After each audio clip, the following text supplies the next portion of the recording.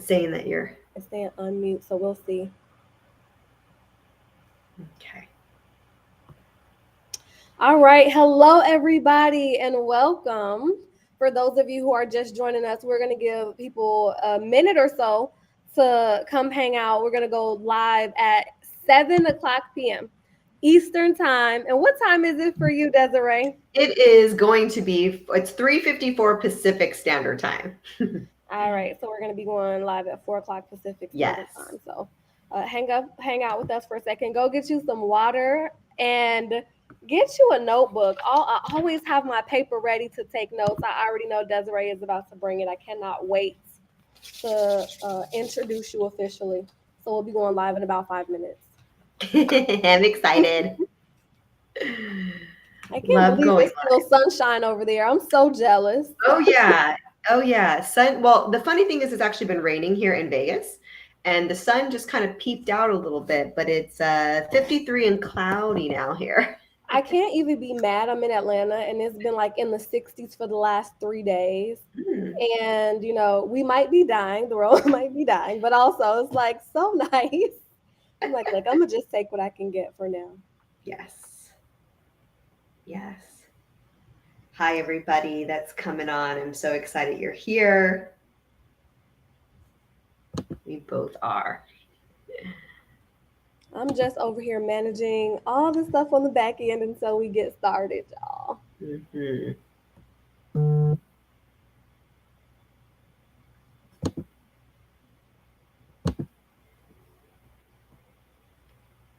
I feel like we need some like music in the background.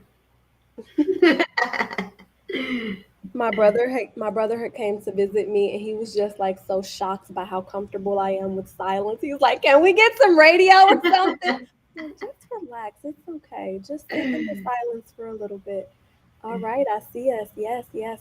Just making sure all our different platforms are good. So Yes. Thank you, everyone, for joining, bearing with us. I'm glad you're here early. We just want to make sure everything is, up and oh yes, running. because we're gonna be on time, that's for sure. We're getting started at 7 o'clock on the dot Eastern time. Yes.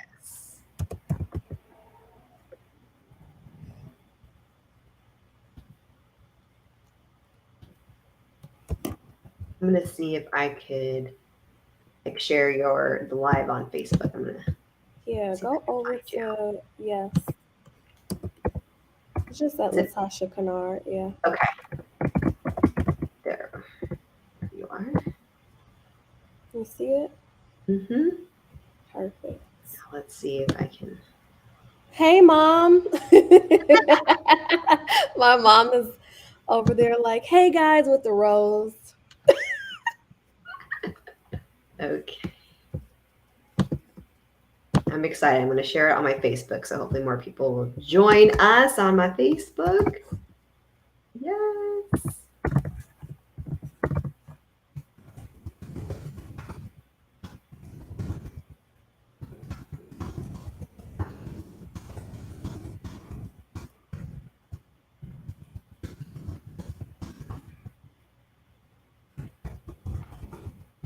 Hope everyone had a gentle and safe new year. Can we believe we're in 2023? Craziness. Do you remember when Y2K happened? Yeah. I can't believe that was 23 years ago. Wow. I'm gonna grab my tea.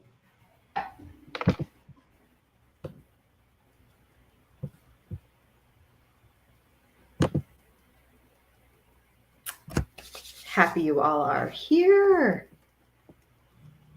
Okay, I'm sharing on my Facebook now.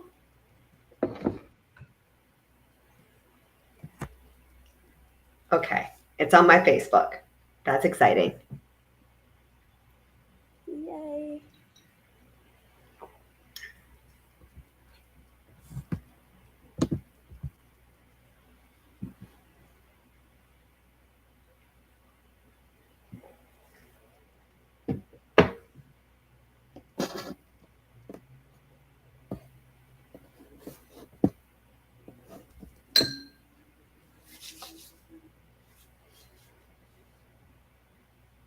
All right, guys, we're going to get started in 1 minute. So if you need your water, if you need your notebook, if you need your pen, I suggest you go get them now because we about to get into it. I'm so excited.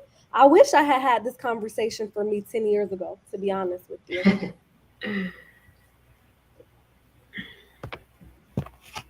And for those of you who are joining us from wherever you're joining us from, comment in the chat and just help us do a quick mic check. Let us know if you could hear us in the Yes, chat. yes. Let us know if you can hear us. And because, we're on two different sides of states, let us know where you're at too.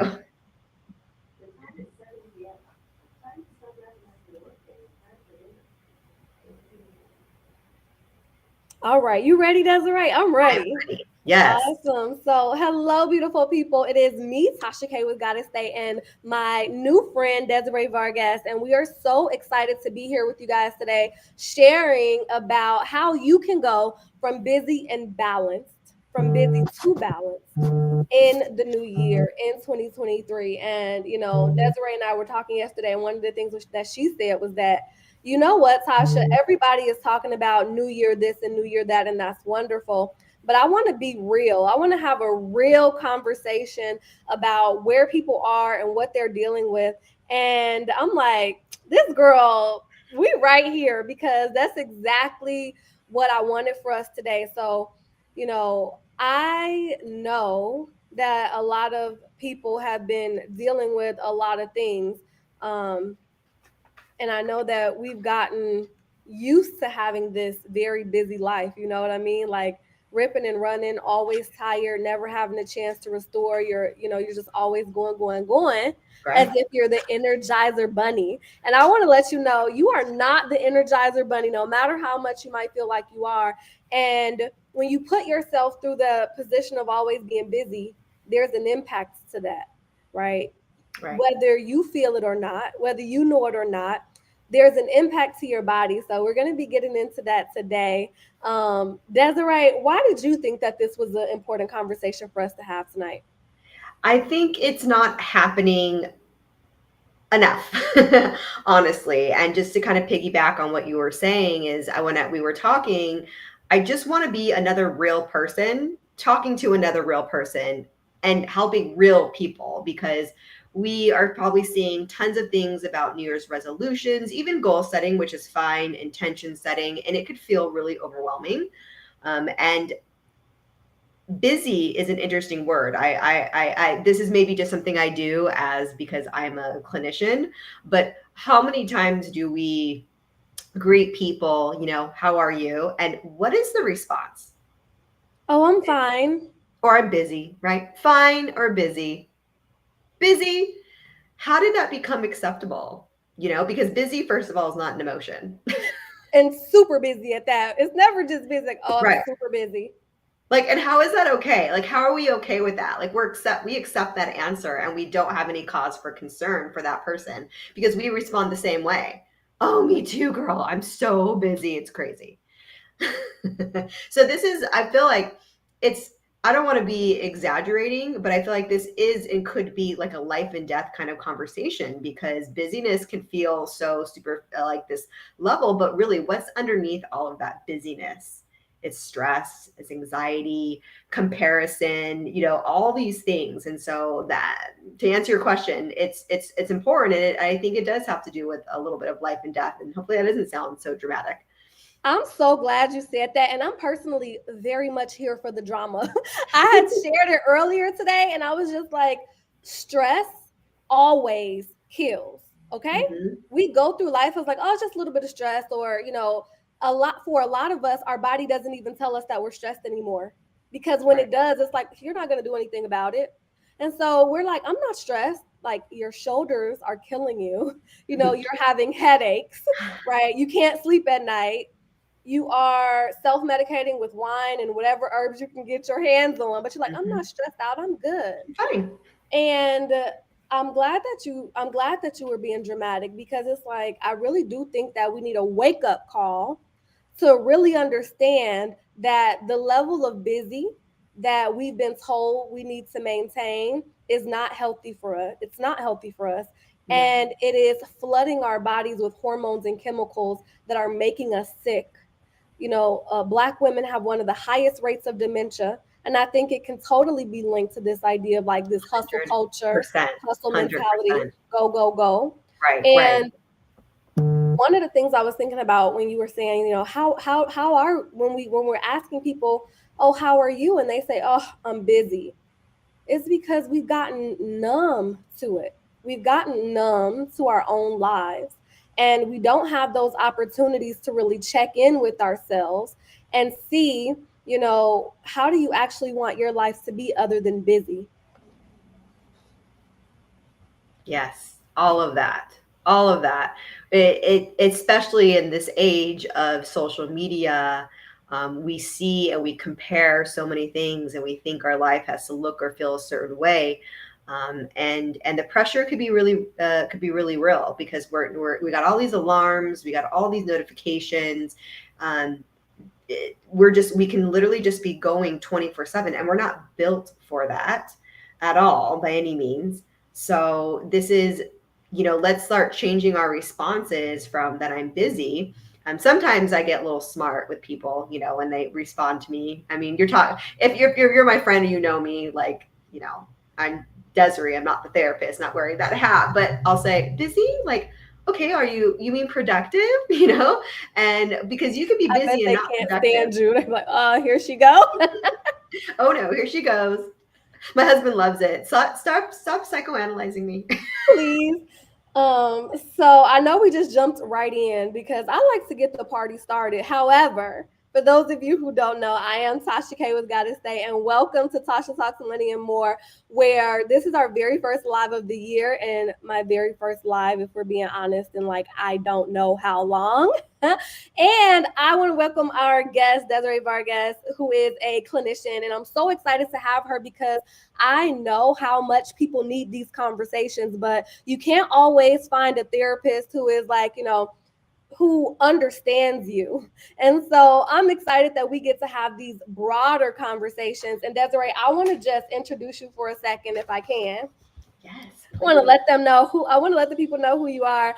Desiree Vargas is a pre-licensed marriage and family therapist. So if you have questions about that, definitely make sure you drop those in the chat. And she's also a life coach and a business mentor. She is a multi-passionate entrepreneur. And I love that word multi-passionate because sometimes we feel like we have to be pigeonholed into one thing when really we're multi-dimensional beings. So it makes sense that you're a multi-passionate entrepreneur. Her first business was at 18 years old, and it put her through college debt free. And she hasn't looked back since then to create a path for herself. She has dedicated the last 9 years to the mental health field and has over a decade of experience in the nonprofit sector with fundraising and creating events for nonprofits such as Mothers Against Drunk Driving and March of Dimes. Desiree is also a first generation college graduate who integrates holistic and somatic approaches to all of her work. And we're going to get into what that means in just a second. Desiree has been speaking since 2008 and has graced all types of stages from yoga festivals to church conferences. She's been working with women to help them rediscover their passions to start living their life and they're living their wildest dreams and beyond. So, welcome, Desiree. I'm so excited to have you. Thank you for lending your expertise for today. Thank you so much. Thank you for having me. I'm just honored and thrilled. And anytime that we can give back to our community, give back to others, I'm here for all that. So please feel free to drop in the questions anywhere. If I don't see them, please, Tasha, please feel free to throw them in, but we're keeping our eye out and everything. So I'm Yes, just and happy to be here. even though we're looking at the main computer screen, Instagram, we're not forgetting about you either. I am paying attention, looking in the chat. If you have questions, make sure that you jot them down. Hello, hello. We are just really excited to go live, and I'm about to jump in. You ready, Desiree? Because I I'm got my ready. first question ready. My Let's first do it. question is, what does it actually mean that you integrate holistic and somatic approaches in your work? So that's a good question, because I feel as someone from indigenous background and descent that I am still figuring that out myself. That it's a journey, because that can all go down just what it means to be a person of color, and finding our roots and connecting to that. And so I'll best answer that question to the example that we gave in the beginning, that the body, in a sense, takes score. And so we can't just deal with the mind. We can't also just deal with the body. We have to be able to combine it and integrate it because they both matter. And develop and have, these chronic diseases, and strokes can happen, right? We talked about dementia. And these are real things that happen to real people, that start off, in my opinion, probably as busy, and it leads down the line. So it's this crazy kind of momentum, this busy momentum that rolls up to this big old ball, and hence think of this big old ball literally gets stuck right in your shoulders and your neck, and you're wondering why your shoulders are up to your ears, and why we're having these headaches and migraines, and why we're having painful periods as women.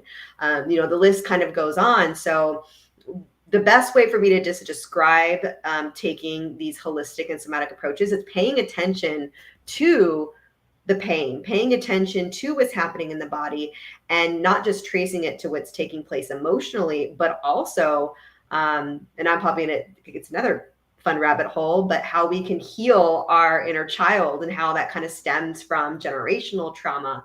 So it's this big topic in a sense, but I'm also figuring out myself. So even though I'm here as the expert, I'm still a student. Like, I'm still also exploring it. I work with my therapist. I work with my coach. If I don't have an answer to something, I'm going to let you know. And I'm going to do my research to find out.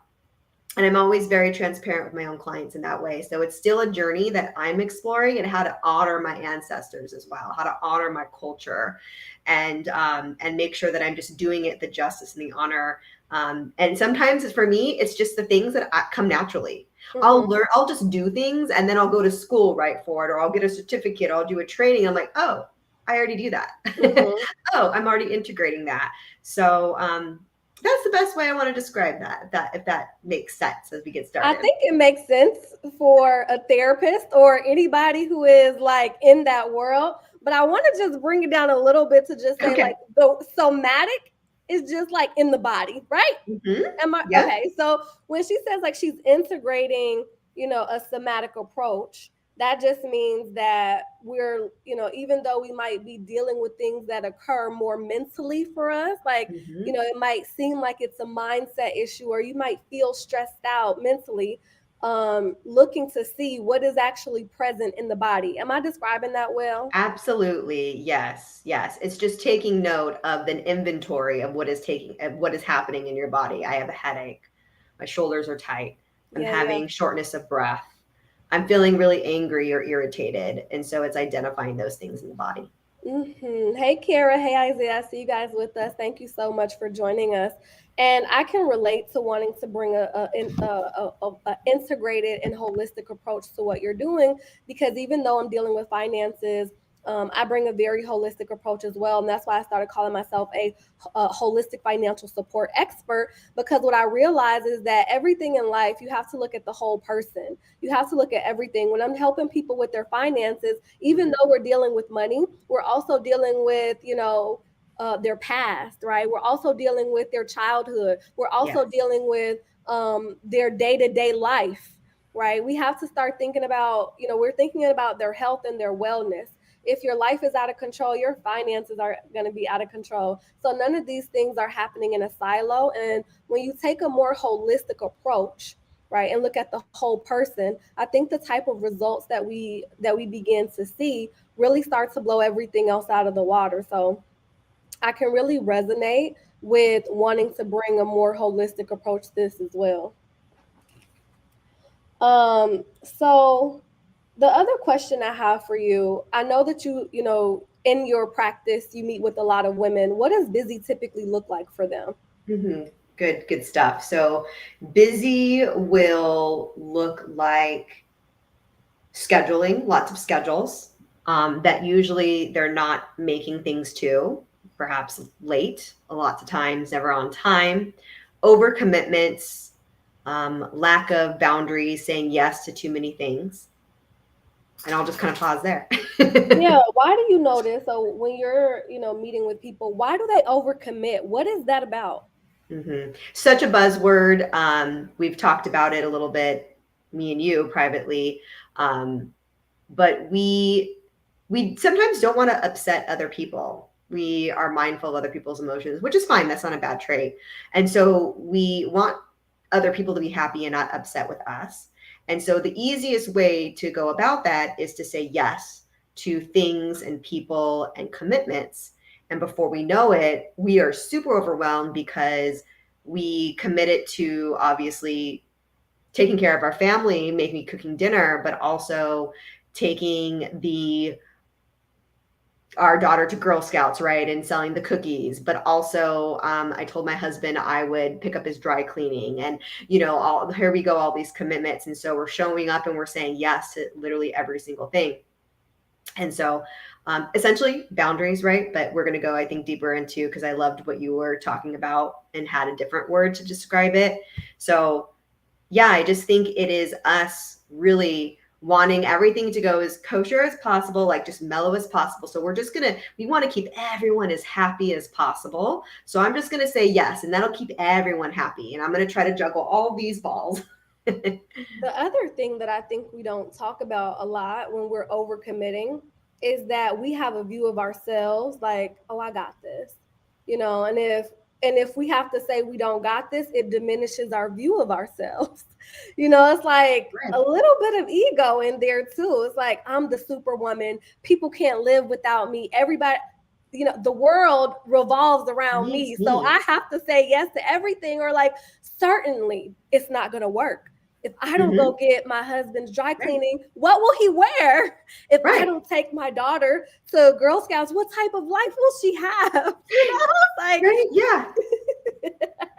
It's we really crazy. start to we create ourselves at the center of the galaxy, right? As if the world revolves around us. And Hmm. then a part of us begins to resent that when we become stressed out, overworked. And we do it at work too. Yeah, I could take on this project.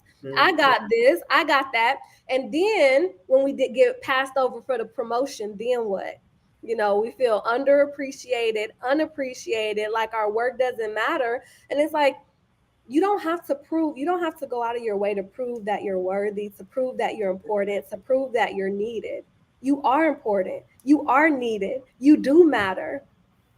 And when you really start to believe that you do matter, you start acting very different. You start enforcing boundaries, those boundaries that you were talking about, because you understand that my wellness is necessary for me to show up the way that the world needs me to show up. Right? It's a little bit counterintuitive, don't you think? It kind of is. It feels, and that's why it feels, I think, tricky. So if being busy looks like taking on too much and saying yes all the time, what does it look like when your clients begin to find balance in their life? Yeah. What does it look like? So I think they feel it first.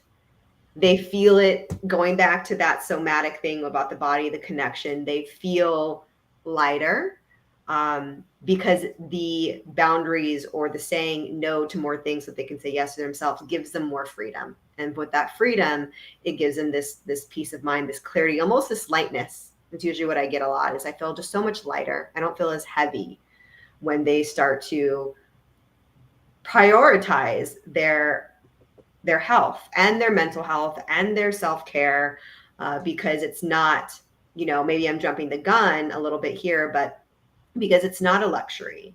This is not something that we just should do here and there. It is like a mandatory thing that we need to do for ourselves in order to function properly, to be a good employee, wife, mom, daughter, all these things.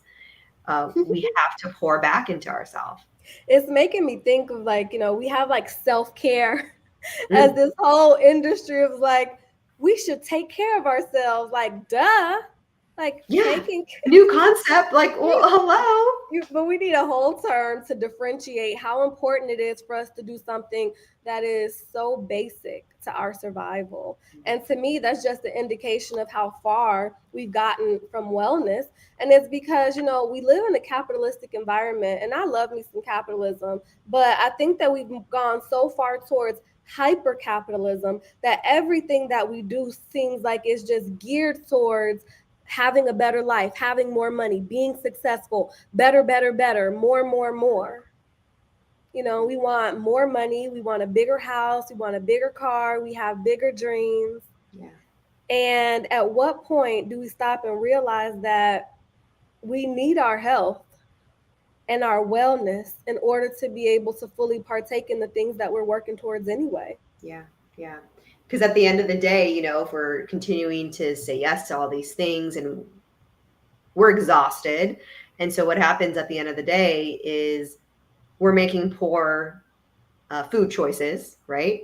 At the end of the day, because everything just exhausted us. We're making poor food choices. Maybe we're now spending some time on Amazon, spending money that we don't have, right? You know all about that, doing what you do, instead of paying those bills or whatever. I'll get to that later. I'm going to have this pint of ice cream. I'm going to watch this porn. I'm going to have this glass of wine. And we are just in this like fatigue by the end of the day. And we just repeat and we Yes. repeat and we repeat it.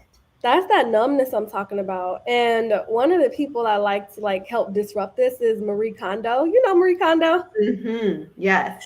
And I love me some Marie Kondo because I want to organize my whole life and everything in it. And one of the things that she talks about is like to see like, does this spark joy? And I think that we should do that with everything in our life. I call it like Marie Kondo it. Like you Yes. should Marie Kondo your entire life and just look to see this thing that I'm doing, does it bring me joy? And as adults, everything that we do, it isn't going to bring us joy, obviously. Yeah. But my theme for the month is power and authority. And I want you guys to understand that you have the power and you have the authority over your life. It's up to you to determine what your life looks like. When you look at your calendar and you look at your month, you're the one responsible for making sure that it's full of things that bring you joy.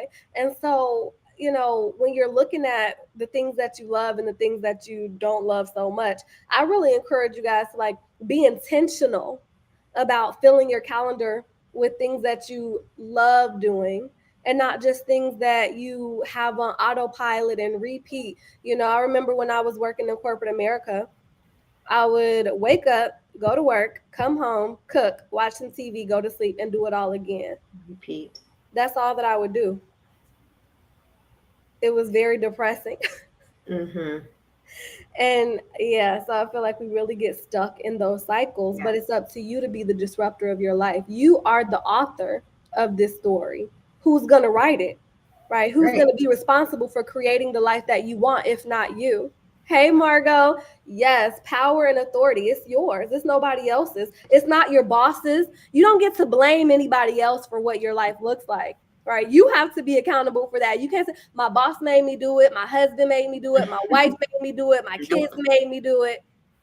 No, we are responsible. We have to take that responsibility back, into our own hands, essentially, and kind of going into, we wanted to have this conversation, I think me and you, but especially for those of you that maybe know a little bit about human design, if you're a manifesting generator or a generator, like literally, if I'm speaking a different language to someone, just pause for a moment, right? We'll come back. But what I've learned about myself as a generator is my sole purpose is literally to do things that bring me joy. Like that is it. That is what I was created for.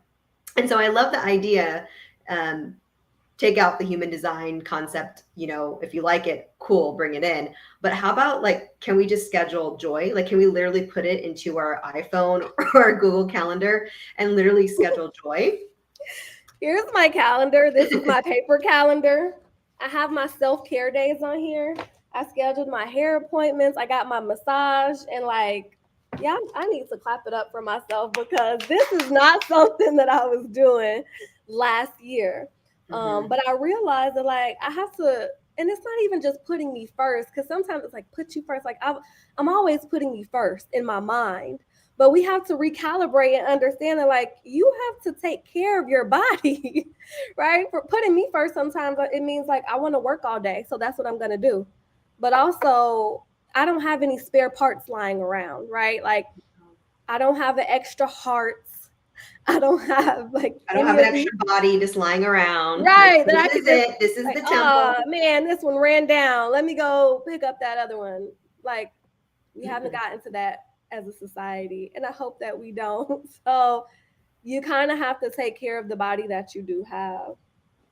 Yeah. And before we move on, I really think that like sometimes we don't want to have the hard conversations with ourselves and with others.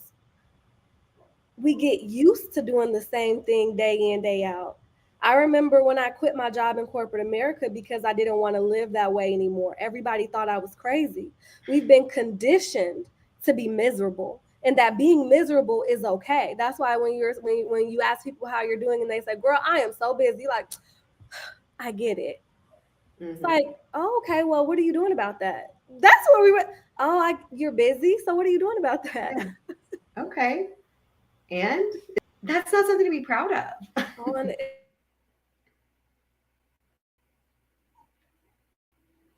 not necessarily the outer world that's always forcing this on us. Sometimes it's our inner conversations with ourselves that's having us take on so much. Hey Eve, oh my gosh, I was thinking about you in this conversation. Like, imagine wanting to save a whole country, like putting the whole country on your back. Like, if I don't fulfill my destiny, then this country, Can you isn't going to imagine? thrive and Yeah. prosper. Like, that's how we think sometimes. It is like, chill out. Oh, can you guys hear us? Quick mic check. Mic check. Hello. Mic Testing. check, mic check. Make sure you all can hear us. Eve, can you hear us? Do a mic check for me real quick. And hello, Instagram family. We still here with you. Yes. Um, but yeah, I think our sound is good. Okay. Um, Okay, great. so Yes. let's see, where do I want to go from here? So I know that there's some exercises, but before we get into the exercises that we're going to do today, because we're not just going to talk about it, we're going to be about it. We're actually going to look inside of our life to see what we can do to be more intentional about the life that we're creating, right? We're in a Mm-hmm. whole new year. You have a whole new year ahead of you. And if you don't do anything different, it's going to look just like 2022, right? You have the space and opportunity right now to write a whole new story. So we're going to give you some tools to do that. But before we do, Desiree, what is the impact of always being busy? The impact of always being busy is, I'm going to go with this. There's more to it, but it's constantly feeling like something is missing Mhm. and knowing that we're not living our purpose.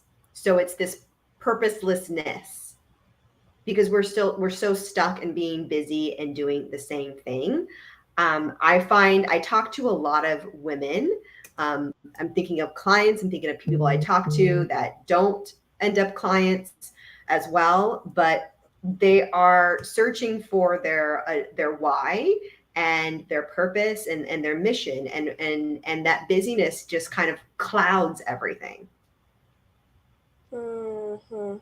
Um, that constantly feeling like something is missing, Hmm. the Right. busyness clouding everything.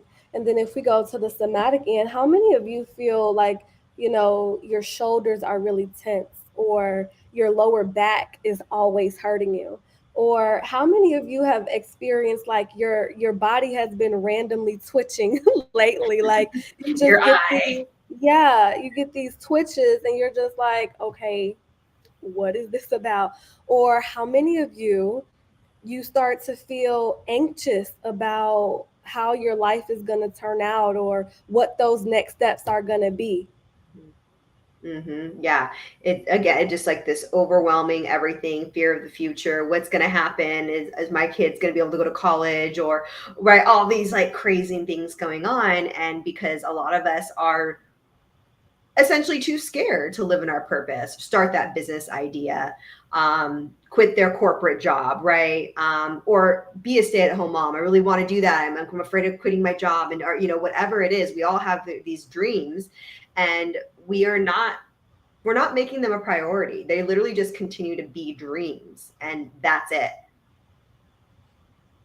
I mean, and before we even talk about the dreams, sometimes I feel like just basic regular life, just the regular stuff Yeah. that we do day to Yeah. day, it can Right. be so overwhelming. When I look at people who are moms and they have jobs and they go to school and they volunteer, just basic life stuff looks like, it's like, no, we really do need a village to be Yeah. able to successfully do all Yes. of this stuff. Yes.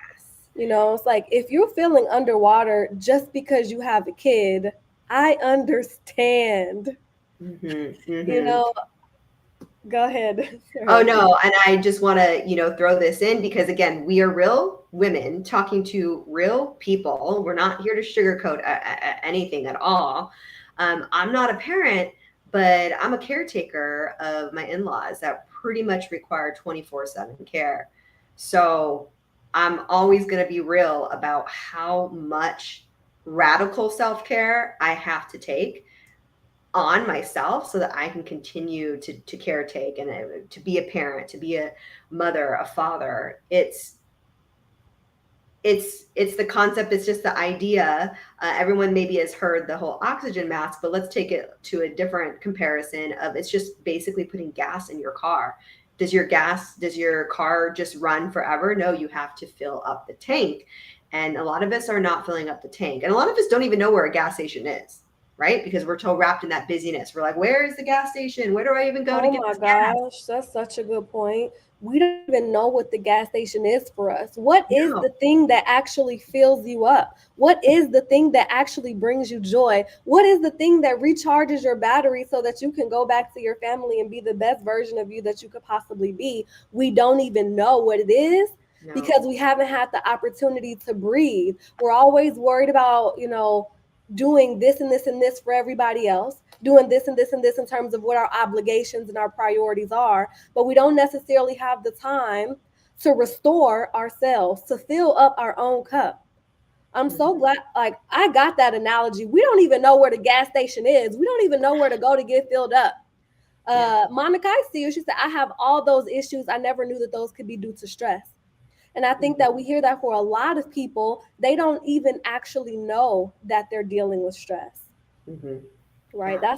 That's why I wanted to make sure that we had an opportunity to, you To know, point that to out. point out what those things are. And we're gonna do we're gonna go a little bit more in depth later. But the first step is knowing, like, listen, how to listen to your body and what it's telling you. Yeah, Your body yeah. is actually telling you something. It And if is you telling you just stop something for a second, nonstop. and listen. All that the cloudiness that you feel is getting in the way of the connection between you and your body. And how are you supposed to thrive? How are you You're going to always be in survival mode if you can't pay attention to what your body is telling you to do, Yeah, right? And I think right. for a lot of us, we've been thriving for so long because that was what we needed to do.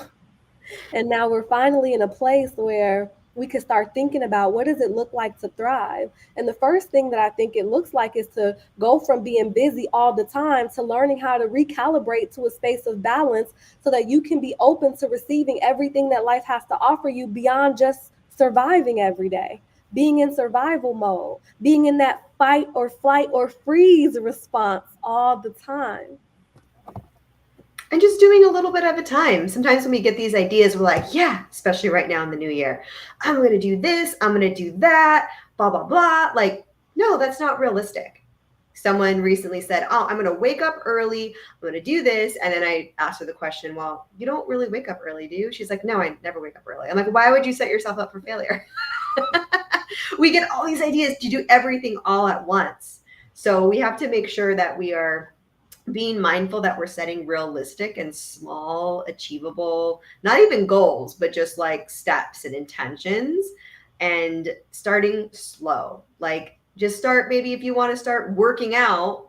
I give this analogy. One of my clients had the same kind of situation as me. When I turned 40 a couple years ago, I was like working out, like had all the time. And then, my life is different now being a caretaker. And so for me to go for a 30-minute walk 2 times a week is like a big deal. 2, 3 times a week. So it went for me being able to go to the gym, the studio 5 days a week to now 30-minute walks and maybe some light movement and yoga. And that's okay. Like I'm still getting movement in. So we just have to set these small achievable goals and be mindful for those of us that are perfectionists, that we are not falling into that perfection, setting unrealistic goals, and we are striving for excellence. I like that phrase a little better. Like, let's strive for excellence and set those achievable goals instead of setting ourselves up to fail. Okay, so I want to get into some of the exercises that we're going to do today. The first one being the 8 dimensions of wellness. Can you start to just like walk us through that process? Yes. So it's pretty simple. It's not something that I, by any means, have made up. This is something that already exists out there. And it tells us that we have 8 dimensions of our life. Physical, intellectual, emotional, spiritual, environmental, financial. Ding, ding, Can ding. you show us? You got the Yes, little. I have an occupational and social. So I'm very visual. So I have, this is just something I printed out. There's going to be different versions that are online, but if you literally Google the 8 dimensions of wellness, you'll get all of the good stuff on there. If you have your, I told y'all, get your pen and paper. If you have that, write it down. Mhm. Social, occupational, dealing with your job, financial, I know all about that area, dealing with your money, environmental. I can't see the other ones. What is the other one? Environmental, spiritual, Mm-hmm. emotional, intellectual, and physical. All right, so y'all didn't come here to be spectators because I'm not an entertainer. Okay. However, I want you guys to write this down because we're actually about to do a little quick exercise where you get to take inventory on where you feel like you are in all those areas. So, hey Eve, sis, I see you. Hey Monica, hey Mama, hey Margot, hey babe, hey Kara, I see y'all.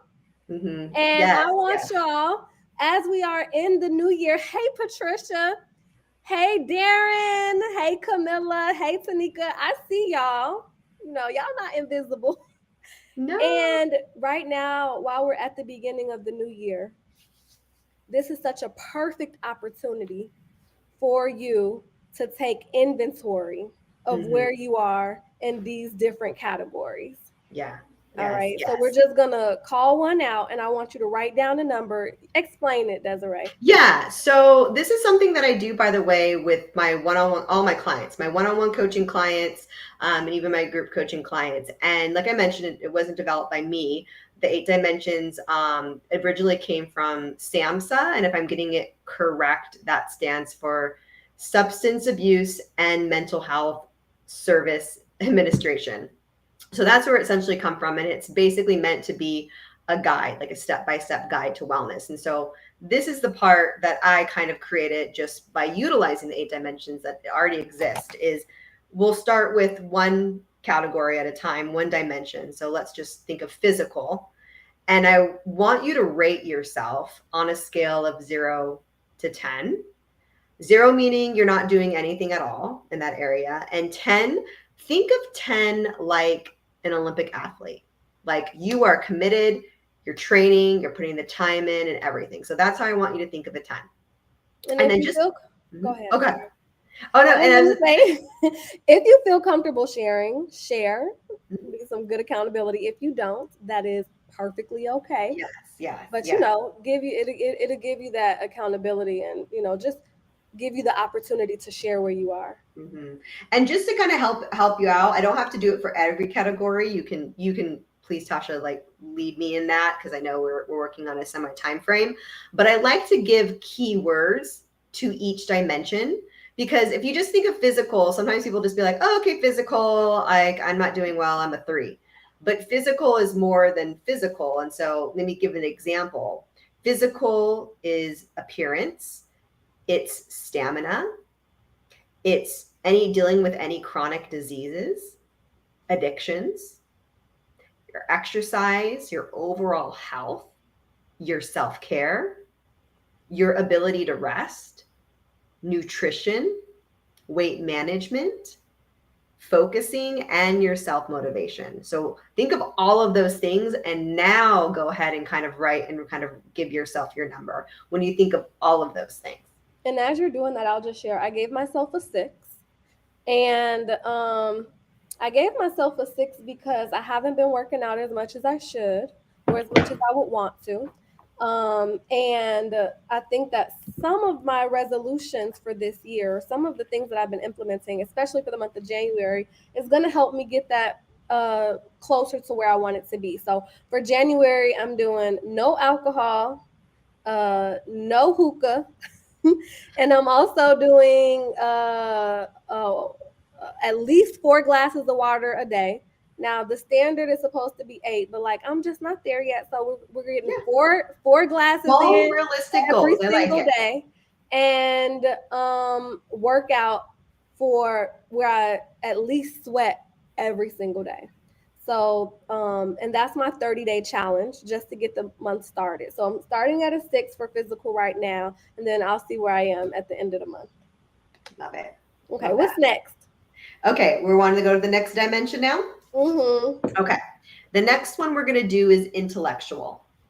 And I'll give you one more tip for you all that are doing this exercise. When you're writing this out, write it out kind of like this in a circle. Like, physical was at 12 o'clock, intellectual is right about 2 o'clock. Okay. And then you're just going to keep going in a circle and I'll kind of make sense of it as you finish.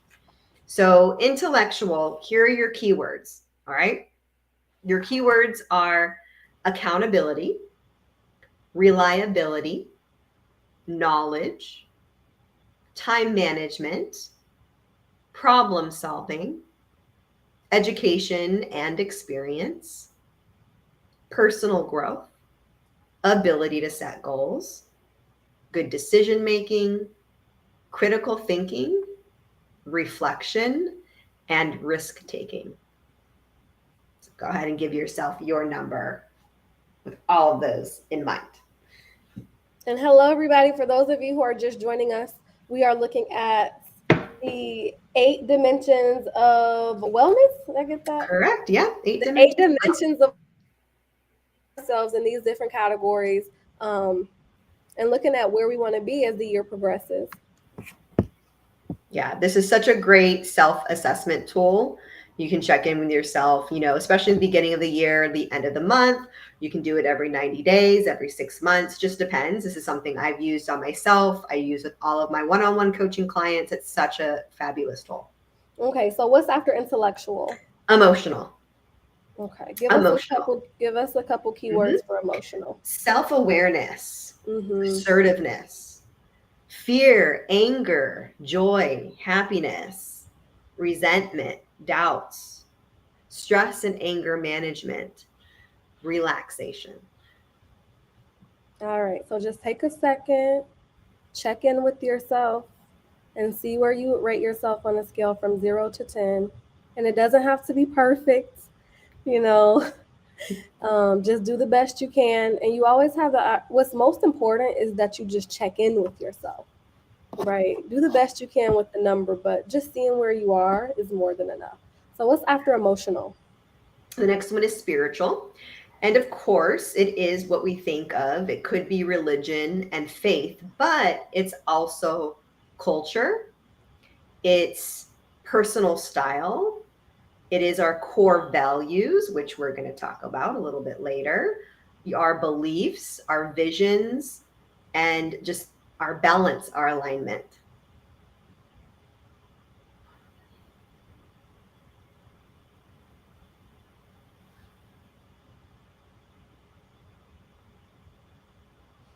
All right. What's next? Excuse me, environmental. Environmental. Some keywords here to consider are social consciousness, your personal impact, diversity, acceptance, tolerance, respect, interdependence, and a healthy living environment.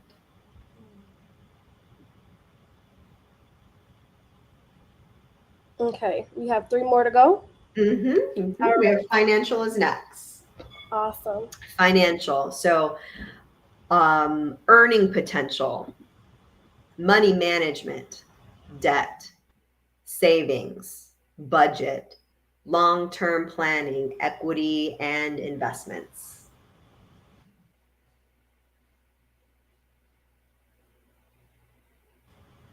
And again, just check in. There is no right or wrong place to be. Hmm. Wherever you are is perfect. Yeah. Yeah. You have everything that it takes, or you know where to find it. It's there and it's available for you. It's not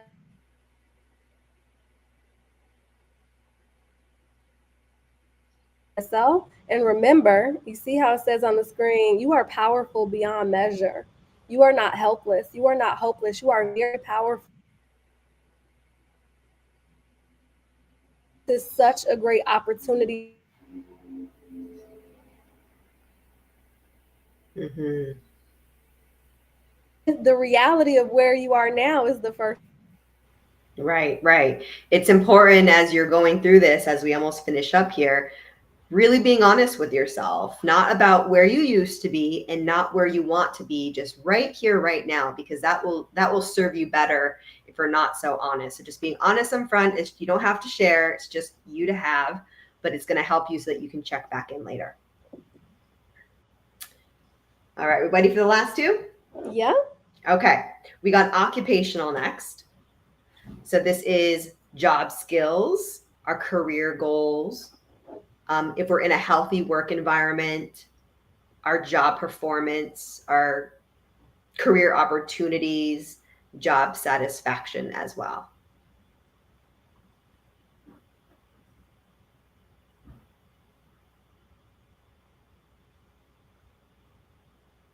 And if you find that you're picking seven for a lot of these, I would encourage you to think like if you're not a seven and you had to pick a six or an eight, which one would you pick? Because sometimes seven can, I mean, I'm looking at mine, I have at least three sevens over here. And it's like, sometimes it can be a very safe number. Mm-hmm. But if you really want to push yourself, like, okay, am I on the good side of seven or am I on the opportunity side of seven? Right, right. And really think about like, remember, 10 is like an Olympic athlete. So, Right. like, Have you you know, noticed that, Desiree, when you do it with clients? It's like so easy to go for the seven.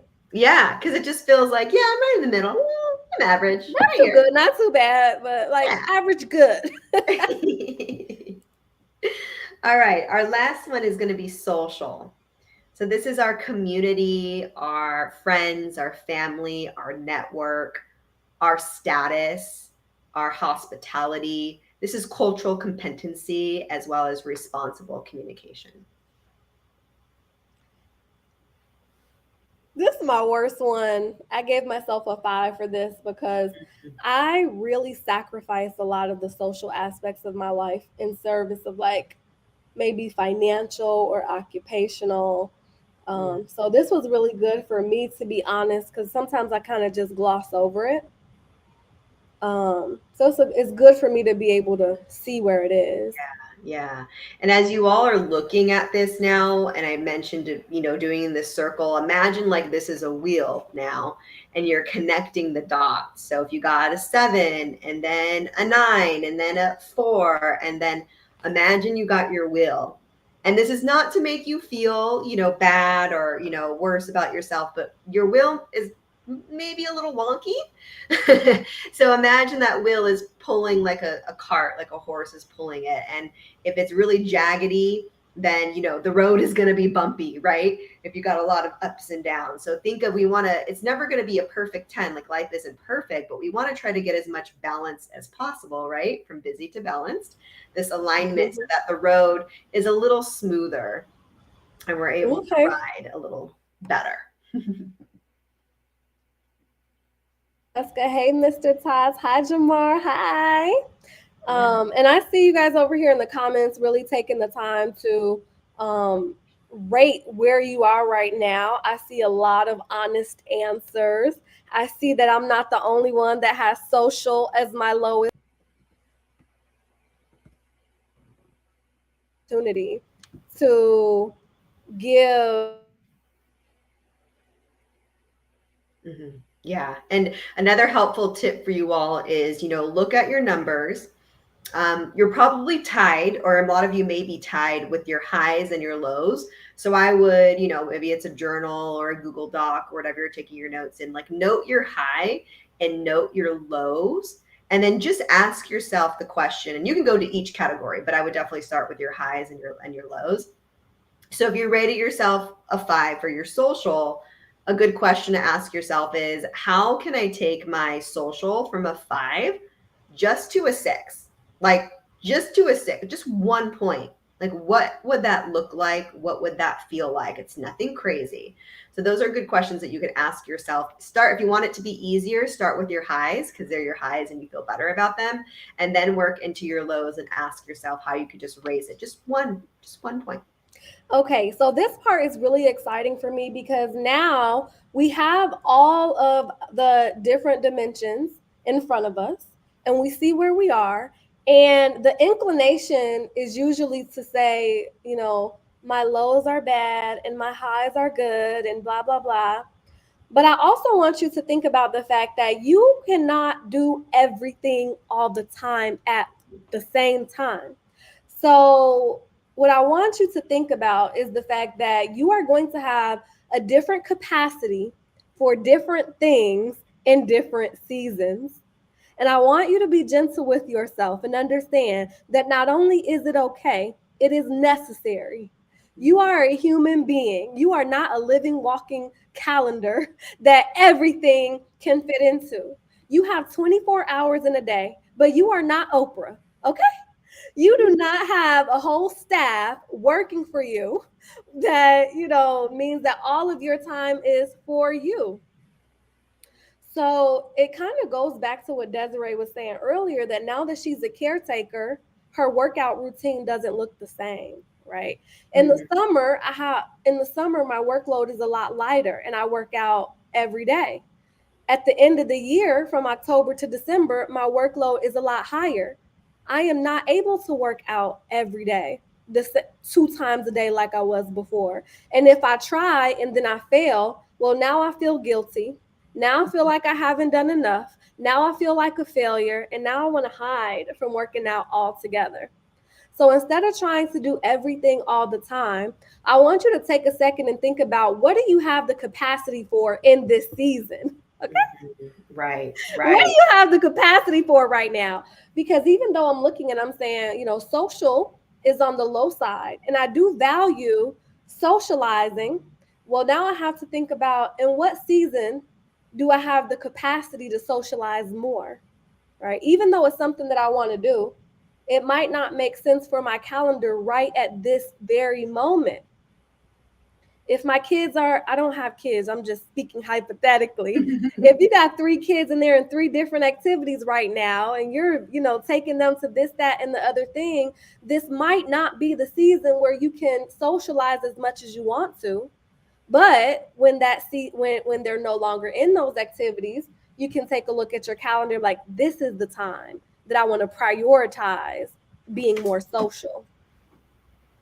All right. So it's all Yeah. about thinking about, what do you have the capacity for right now and not making yourself feel guilty about it. 100%. Right. We got to be real. Right. We're talking to real people. We're doing the same thing. My workout routine, my day to day has changed. Yours could change too. And it's important to have things that are sustainable too. Right. Because maybe sustainable working out 5 days a week is it's not gonna work for It's you. the sustainability for me. I was Yeah. talking to my mom last month. I don't know if she's still here, but I was going out to eat and she was like, "Oh, I guess you just don't cook no more, huh?" And I'm just like, I actually do still cook. This is just not my cooking season.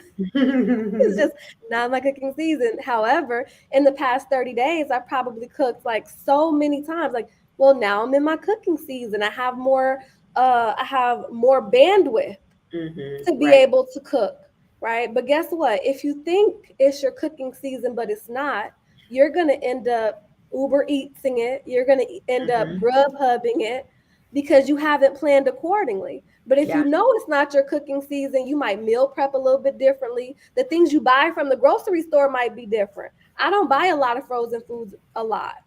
But maybe if I know it's not my cooking season, maybe I do buy a couple things here and there that I can Mhm. just pop into the oven that I wouldn't normally buy when I'm more likely to be cooking. And then guess what? I don't feel guilty about it.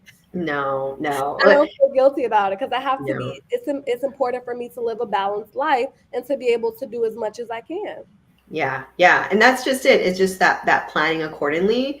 This goes back into like the stories that I have to do this, I have to cook. Like, who's saying that? Like, no, it's just those voices in your head perhaps that are telling you have to do all of these things. Like, I at the end of my day, after caretaking my clients and being that kind of caretaker, and then physically caretaking my family and cooking multiple meals because I eat something that's different than all my family. And, you know, sometimes I will go to that frozen thing and like it's not crazy, but like I'll get a bean patty burger and like air fry it and it's quick and it's easy. Am I doing that every day? No, but if I need to do it, it's there and I'm not going to feel guilty about it.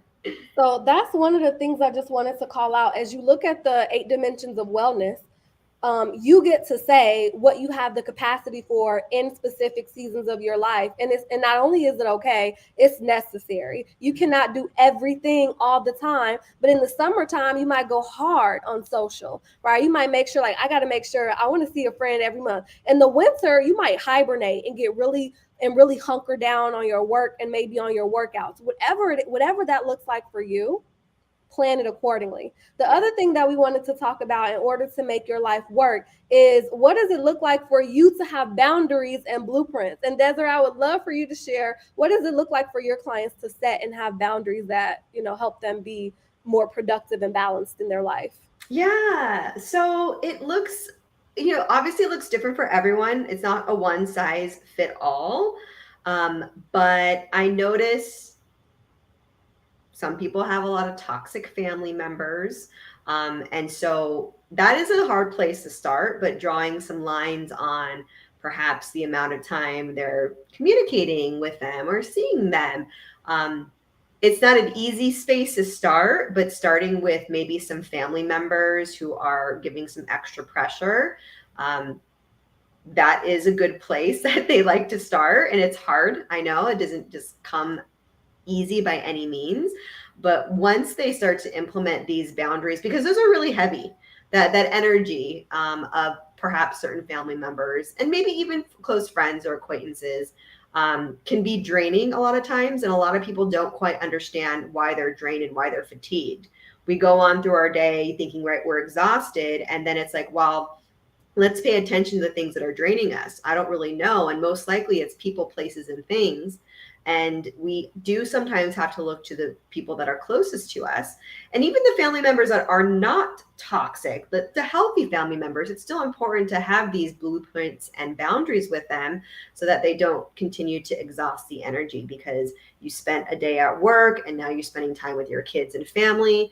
And as much as you would like to have time for maybe that friend, you've already given your attention to this, to what you have today.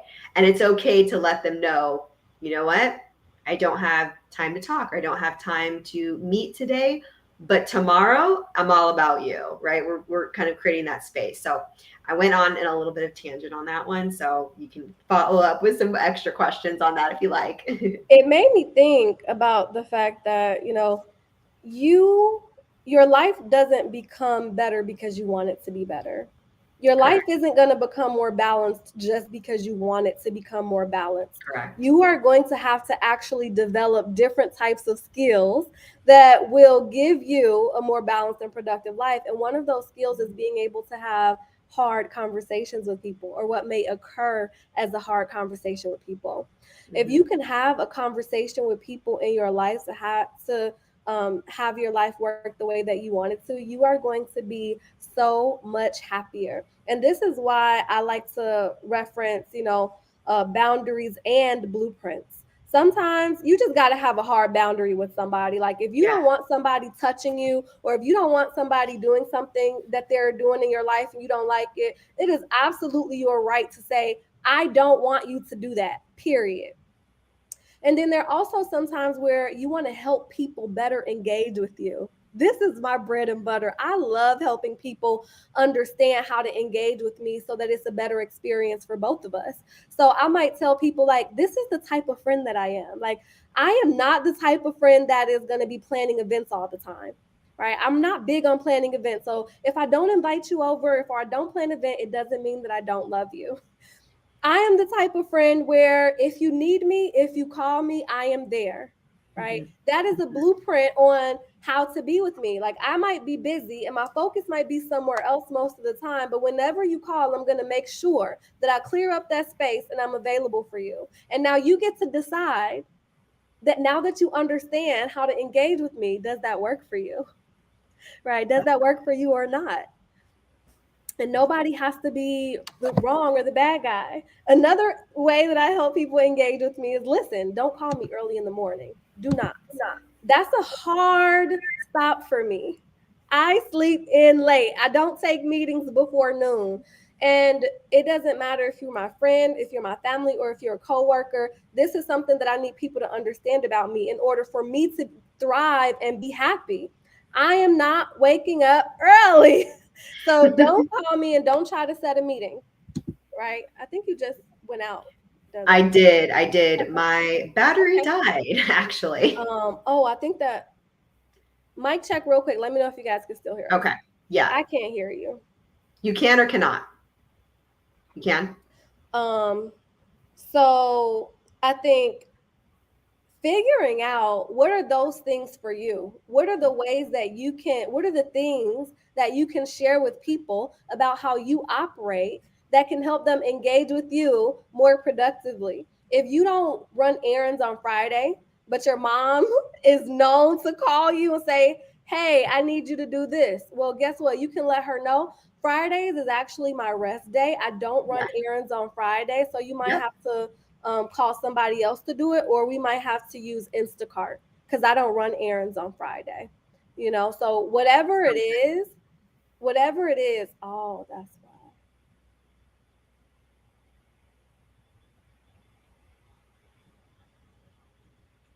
Whatever it is for you, you get to create the blueprint. It could be as important or as negligible as you want it to be. The only thing that matters is that it's important to you. Another thing for me is, like, I don't like to be cold. So when you come to my house, I let people, it's going to be warm here. So you might want to wear layers. Like, I'm not turning the heat down. Like, these are just, and I don't have a whole lot of, ways that people need to engage with me. But the things that are important to me and that matter to me, I make sure that the people in my life know. Do you have anything like that, Desiree? I do. So, like on Fridays, I don't take calls with clients. That's my hard boundary as well. So when people ask, "Oh, can we reschedule for Friday?" I let them know, "Oh no, I don't do calls on Friday. Friday is, like you said, it's my self care day. It's my rest day. I'm gonna go get a facial. I'm actually gonna work a little bit, not crazy, but I'm not gonna see any clients." I feel like I love boundaries. Like, I get so excited with boundaries and blueprints. Like, it just excites me beyond belief because I was somebody who didn't have any of them for so long. um let's see, what else do I love to implement in my life? I don't take calls after a certain hour. Like, when I'm done with my day, I have like a setting on my phone where it just mutes the calls. I don't hear my phone. There's no notifications that are going off. And then it stays throughout the whole night, and it doesn't go on back on until my alarm that I wake up on. But I also don't check emails and don't really do texts in the morning until I've gotten up, actually, like, brush my teeth, done a few things to get myself going. So those are just a couple of things that I love to implement. And oh, one more that came to mind too, which me and my husband found this out when we were dating, is if I'm hungry, like, I will eat. I'm not waiting for anybody because I get hangry real quick. And sometimes if my husband, like, we like, try to sync up sometimes at dinner times, but if I'm hungry and he's not home yet, I'm going to eat. I'm going to get hangry.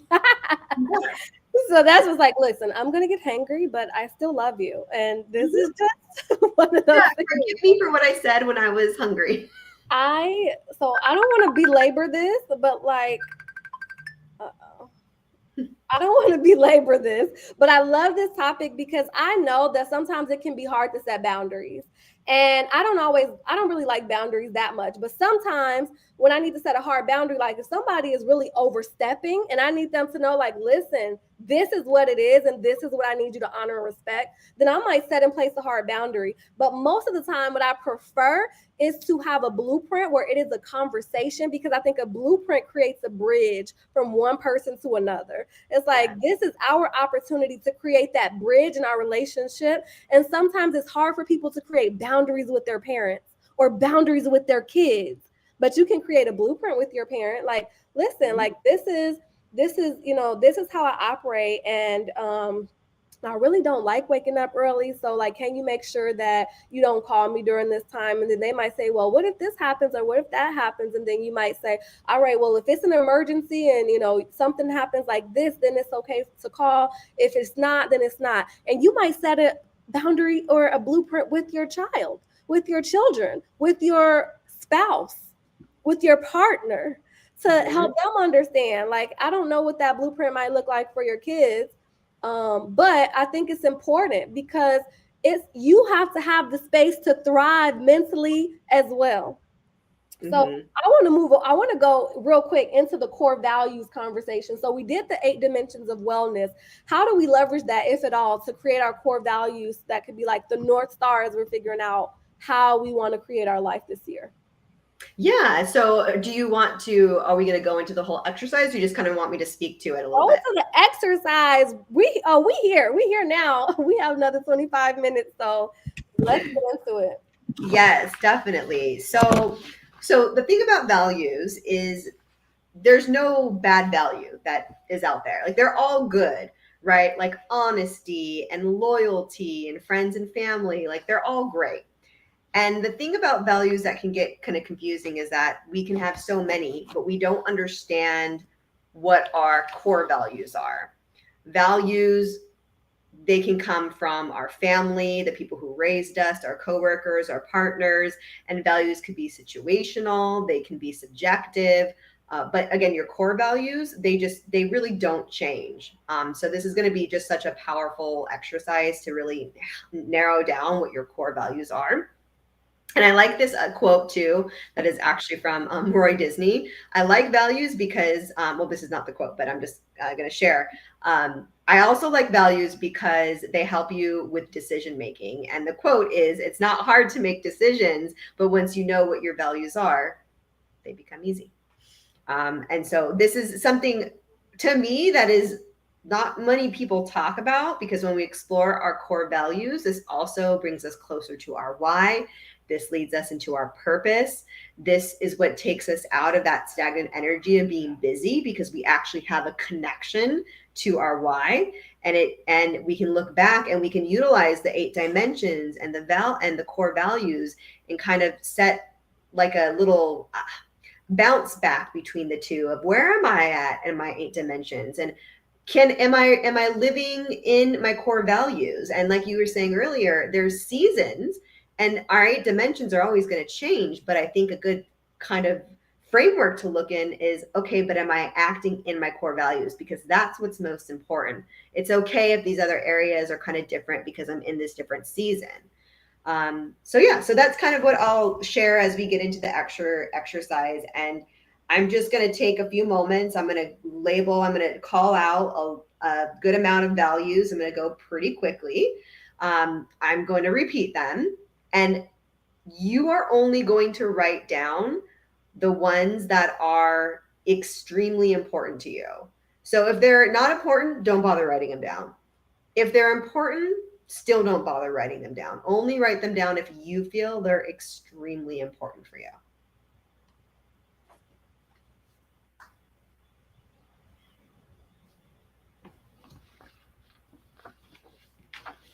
Tell me when you're ready. Are we ready? We ready. We are ready. Okay. All right. Here we go. Achievement/accomplishment. Achievement/accomplishment. Only write that down if you find it extremely important. Adventure / excitement. Adventure / excitement.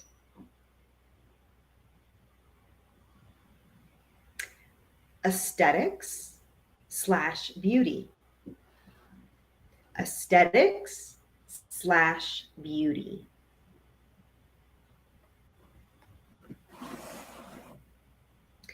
Generosity / sharing.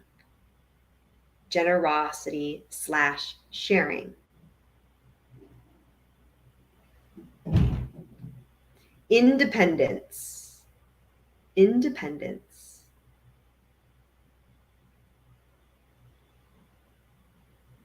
Emotional well-being. Emotional well-being. Courage. Courage. Compassion. Compassion.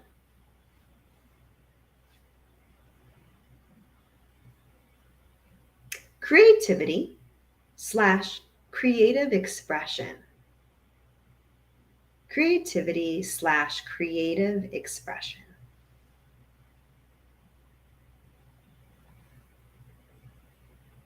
Effort / hard work. Effort / hard work.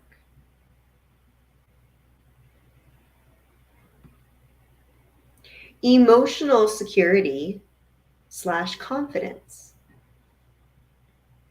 Emotional security / confidence. Emotional intelligence / maturity. Emotional intelligence / maturity.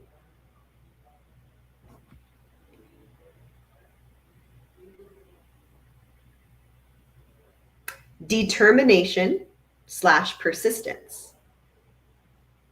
Determination / persistence.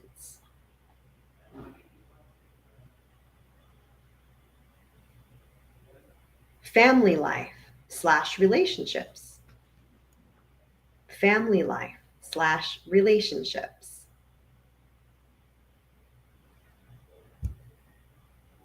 Feeling of choice / inner authority. Feeling of choice / inner authority. Friendship. Friendship.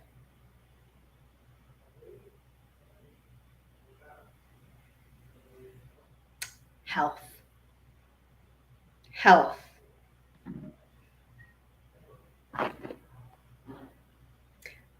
Honesty. Honesty.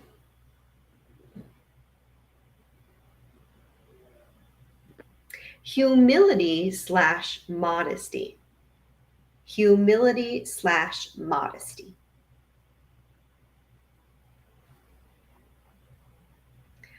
Justice / fairness. Justice / fairness.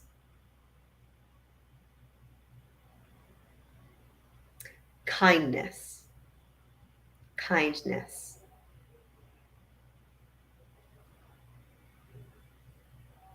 Knowledge / love of learning. Knowledge / love of learning. Love. Love. Loyalty. Loyalty. Morality. Morality.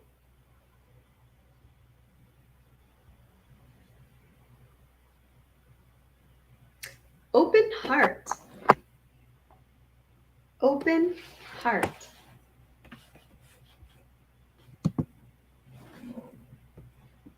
Open-mindedness / curiosity.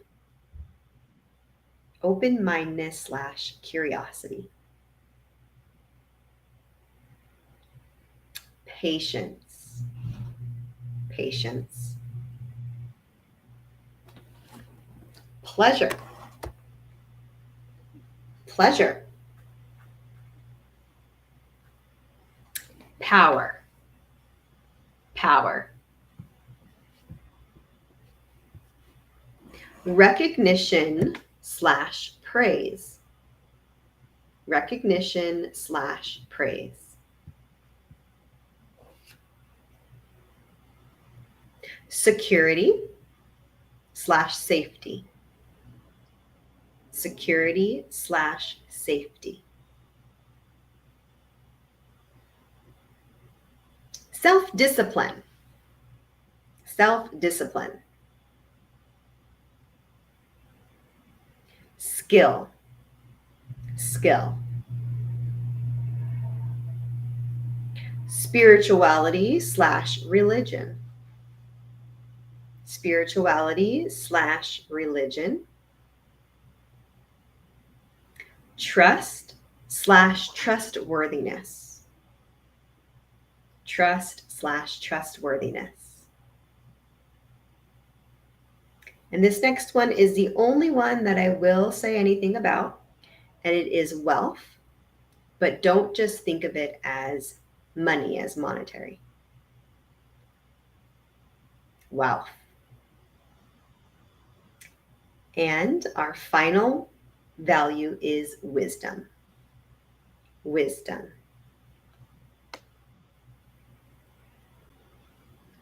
So,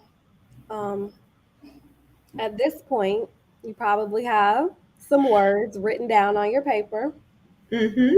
And I want you to think of these things as kind of, I would say, a North Star, a guiding light, or the way that I often think about your core values is that, when you get off track, you're always going to recalculate. The GPS is always recalculating back to those core values.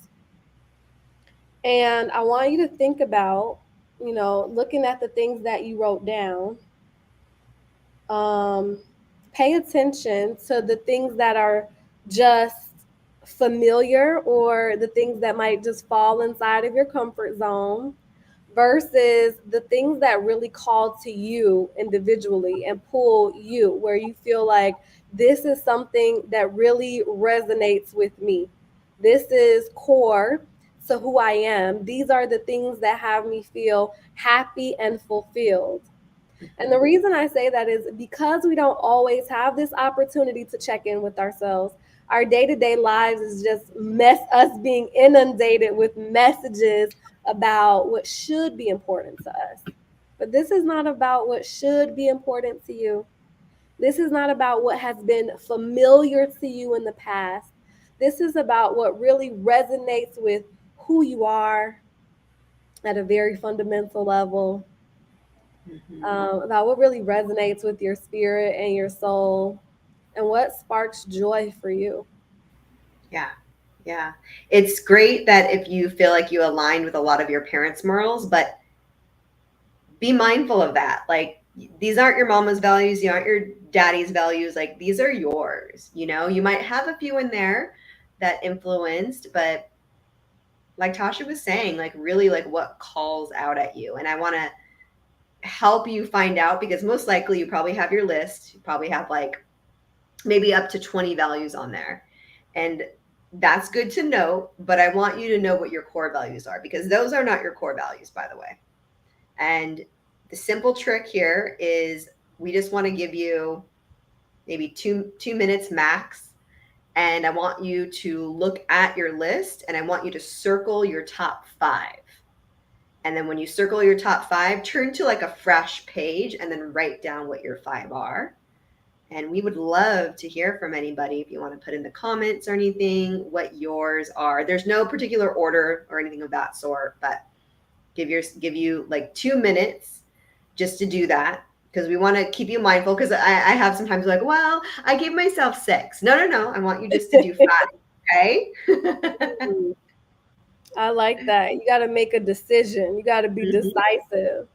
Yep, yep. At 5:20 my time, Pacific Standard Time, or 7:20 Eastern Standard Time, you will have your core values. It'll be 8:20 Eastern time, but you get it 2 8:20. minutes from now.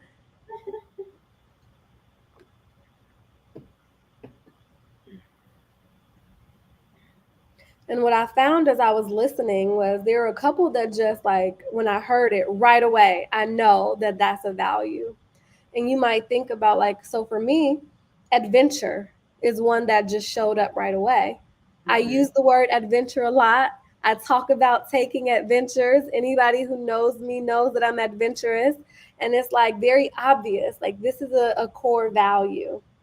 Another one that's a core value is power, right? I like to be in control, but people might not know that about me, right? It might not be something that's obvious.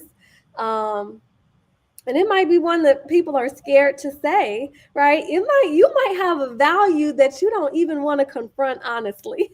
Mhm. Some people, Yes. "Oh, you want power?" Yes, boo, I do.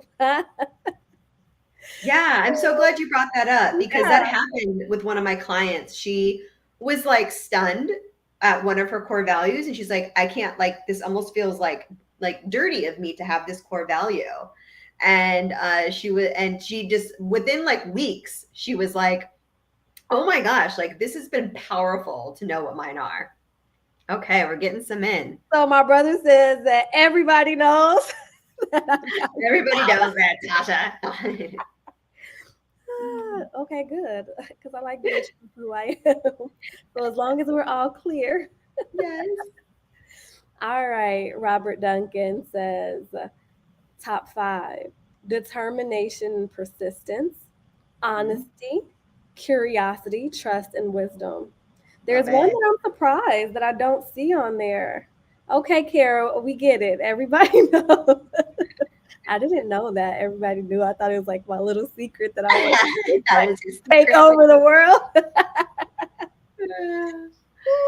I It's love fun that. to kind of ask yourself too, like this kind of ties into that. Like, are you surprised, like as you're looking at your core values, are you surprised by any of them? Or are you looking at them and being like, no, this is me spot on, or a mixture of both? So good questions to kind of observe as you figure Mhm. out your five. And I was also surprised by the ones that didn't immediately stand out to me. You know, I listened to some and I was like, I mean, I like that, but it's Yeah. not on my list. Right. Yeah. Like, Sometimes you that's think like, nice. oh yeah, this is important, but is it really extremely important? Nah. I think honesty and being clear about where you are is so important because then you don't have to be at the mercy of what others expect of you. So one of the ones that wasn't on my list, I think it was kindness. Now I obviously appreciate kindness. Kindness Yeah. is very important. Being kind to people matters. As my friend Kara says, kindness is the way, but being kind is not one of my core values. So if I'm not always, you know, the most kind, or if I prioritize myself sometimes, I'm okay with that. I'm okay with prioritizing myself. I'm okay with saying no. I'm okay with making myself important. um, and that's in alignment with my values. And I'm gonna just say the hard stuff because I know it can be hard sometimes. It's like kindness is supposed to be number one, but it might not be. Yeah, and that's okay, you know? If you're looking at any of them surprised and like, "Oh, my mom really values productivity." I do. I mean, it's great, but it's not mine. Like, that's okay, you Right. know? That's completely okay, and as you're also looking at your core values, like, ask yourself how much time I mean, like, a hypothetical question, like, how much time are you spending within your core values every week, and what ones are you neglecting? That's a good reflection tool to look at as well. Yeah, so once you go to the fresh sheet of paper, you write down your top five, and I want you to write down which ones are you really leaning into and which ones are you neglecting. And again, this is not good, this is not bad, this is not right, this is not wrong. This is really just an opportunity for you to check in with where you are and start to get some clarity about how you go from busy to balance. You're going to start to declutter all those things in your brain and start to get really laser focused on what matters to you, what's important to you, and what do you want to prioritize as you move forward. Yes.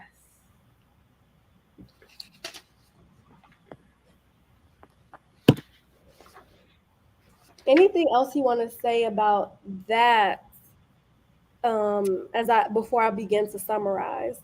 Yeah. So one more good tip I can give you.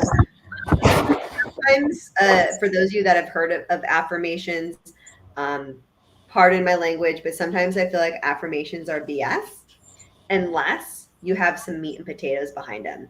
And so your core values are obviously strong. So what you can do is you can turn each of your core values into an intentional statement.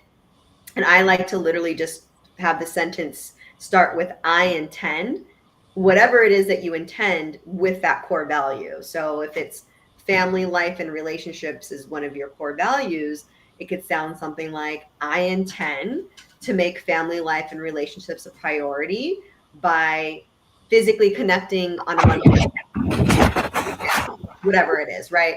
So you can do that for each core value. And essentially, you just created some really powerful affirmations for yourself as well. So, yeah, That you just can a little. revisit daily, that you can revisit weekly or monthly, that you can write down and put somewhere. Um, I think that's some really good stuff as we think about how we can bring some power and authority to our own lives. So, as we think about the fact that this is your life, you are the one who's responsible for creating it the way that you want it to be. You cannot blame anybody else for what your life looks like. I don't care what your boss is telling you to do. I don't care what your spouse or your children or your parents or anybody else is telling you to do. It's your responsibility to figure out how you make your life work the way that you want it to, in collaboration with everybody else who's a part of it. And it is very possible, but it does take some intentionality. And that's one of the things that I find, like, a lot of things are possible, but we don't want to bring intention to it. So I want to wrap up um, our conversation for today. I know I said that we were going to look at 5 different things that you could do to go from being busy to being productive. Number one, check in with the 8 dimensions of wellness, right? So Desiree walked us through what those 8 dimensions are. Hopefully, you wrote them down. I'm sure you can type them into Google and look them up, the 8 dimensions of wellness. Um, Number two, get clear about your core values and how you're doing there as well. So, how are you doing with your core values? Where are you leaning in, and where do you want to lean in more? Number three, understand your capacity and act accordingly. So, we have our 8 dimensions of wellness, and we also understand what our core values are. But we also have, actually, I said we don't have 24 hours in a day. We have 12 hours in a day. The other 12 hours are nights. Okay. So 8 of those hours should actually be for sleeping. So you actually have like 12 to 16 hours in your day. And you want to be paying attention to how you're filling them up. You want to make sure that you're paying attention to the 8 dimensions of wellness so that you can be living a full life. You want to make sure that you're following your core values, but then you also have to look at what is the capacity that you have in this particular season of your life.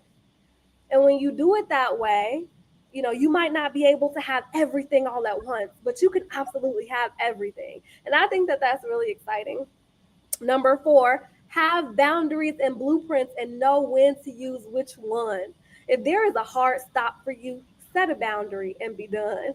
If there is an area where you want to create some bridges and some understanding and some awareness in those relationships, create a blueprint so that there is a bridge of connection between you and those in your life.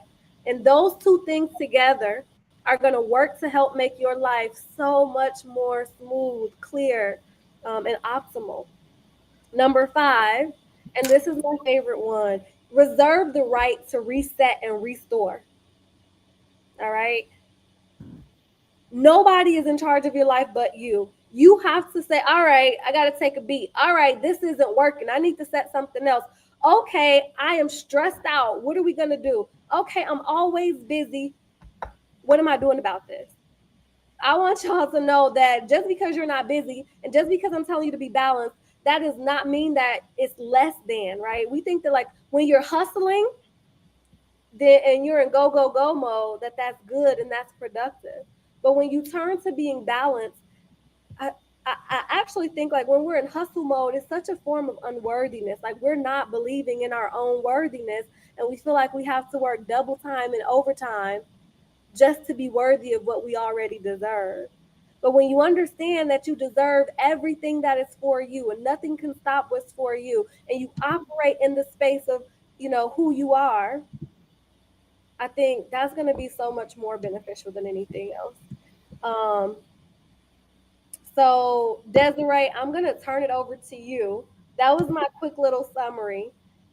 Uh, do we? So I see. Let's see. I intend to have everyone in my circles be honest and thus trustworthy.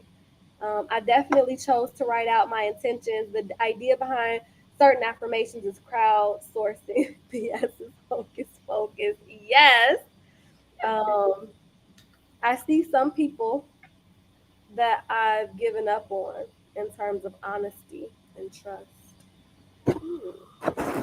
Hmm. Good point to see like where have you given up on your values? Like it might be something that you value, but you don't see a lot of hope for it coming to fruition. So that's Mhm. good as well. I So will. I can answer. Oh, so sorry. I got a little like scratchy. I can say this to Cami. I promise it's not all hocus pocus. I'm going to back it up with some neuroscience here. So this is a study that comes from, I believe, the Cleveland Clinic, and we have the study of the brain, which is neuroscience, and from neuroscience we have what is neuroplasticity, and that's the ability to rewire our brain.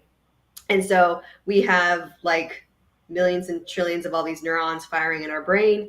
What we know so far about the brain is that we have anywhere between 60 to 80,000 thoughts a day. And I always joke, maybe we have more being women if we're a woman. We're thinking about all these things. And over 80% of our thoughts are negative. Like that's just a given. So this is what we found out. And there's so much more research that is to be done with the brain, but we know they're negative. And then we know about, I believe it's 60 to 70% of our thoughts are then repetitive. So we know automatically 80% are negative, over 60% are repetitive. So neuroplasticity is that rewiring of the brain. So if we do put in things that are positive and things that we want, and some people call those affirmation phrases, that does work to help rewire the brain and change process of thinking. And so that's kind of where the healing of also trauma comes from and just some other cool stuff. So I did want to kind of give some like science-based stuff if that helps a little bit for Cami. Sometimes people don't resonate with it and sometimes people do, but I had to kind of give that cool knowledge because I think the brain is just fascinating and there's so much more to learn from and I it. think what Cami is saying is that she also really resonates with the idea of like having an intention. Yeah. So that there's something really powerful behind that affirmation. And I really love that you gave the perspective of like you are actually rewiring your brain. You're not just saying words. Like when you write down these intentions and then you speak them regularly, you're actually rewiring your brain and creating possibilities where those possibilities didn't exist before. Right. So Yeah. creating more opportunities for you to stick to your values when that probably wouldn't have happened before.